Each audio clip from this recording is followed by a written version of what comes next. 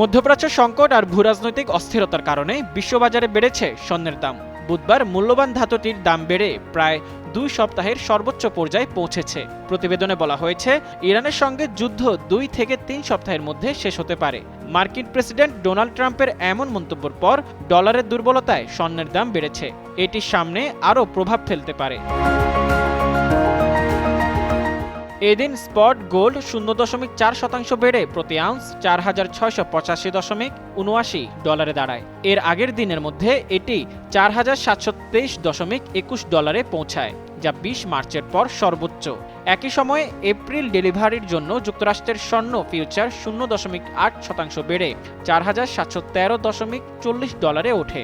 মার্কিন ডলার সূচক 0.2% কমে যাওয়ায় অন্যান্য মুদ্রা ব্যবহারকারীদের জন্য ডলারে মূল্য নির্ধারিত পণ্য আরও সাশ্রয়ী হয়ে ওঠে। মারেক্সের বিশ্লেষক অ্যাওয়ার্ড মেয়ার বলেন, যুক্তরাষ্ট্র হরমুজ প্রণালী পুনরায় চালু না করেও 2-3 সপ্তাহের মধ্যে যুদ্ধ শেষ করতে পারে।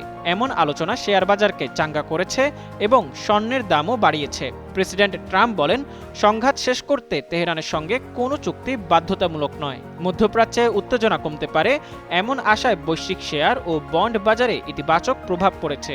তবে সুদের হার বাড়ার সম্ভাবনা থাকায় স্বর্ণের দাম বৃদ্ধির গতি কিছুটা সীমিত থাকতে পারে বলে বিশ্লেষকদের মত। গত মার্চে স্বর্ণের দাম 11% বেশি কমেছে, যা অক্টোবর 2008-এর পর সবচেয়ে বড় মাসিক পতন।